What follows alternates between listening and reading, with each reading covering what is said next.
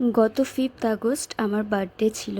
আর আগের দিন রাত 12টার সময় ভাই আমার জন্য বার্থডে সারপ্রাইজের আয়োজন করে। আর সত্যি কথা বলতে আমি ভীষণ সারপ্রাইজ হয়ে গেছি। ও কিন্তু কাউকে বলেনি, ও নিজের থেকেই নিজের টিফিনের কেক দিয়ে সুন্দর করে সাজিয়ে আমাকে সারপ্রাইজ দিয়েছে। আর আমার জিনিসটা ভীষণ ভালো লেগেছে। তবে এবার আমার জন্মদিনটা একেবারে ইউনিক। আমার সারা জীবনের সেরা উপহার আমি কিন্তু পেয়ে গেছি আমার মেয়েকে। আর এই জিনিসটা আমার কাকিয়ার জন্য, কাকিয়ার বার্থডে গিফটটা ডিউ ছিল। আর এই দেখো আমার বার্থডের ভেজ লাঞ্চ থালি, যেহেতু সেদিন মঙ্গলবার ছিল সেজন্য সব কিছু কিন্তু ভেজ আইটেম ছিল। আর এখন দেখছি ভেজ আইটেমে অনেক কিছু হয়, এগুলো সব আমার মা কাকুমনিরা মিলে করেছে। আর এত কিছু তো একার পক্ষে খাওয়া সম্ভব না, তাই সবাই মিলে খেয়েছি। সন্ধ্যার দিকে আমার শরীর এতটা খারাপ হয়ে গেছিল যে আমার বার্থডে সেলিব্রেট করতে করতে প্রায় রাত 10টা বেজে গেছে। সেই জন্য দেখো আমি কিন্তু নতুন ড্রেসও পরতে পারিনি। হাজারো অসুস্থতার মাঝেও 2 বছর পর জন্মদিনটা এই বাড়িতে কাটাতে বেশ ভালো লাগলো।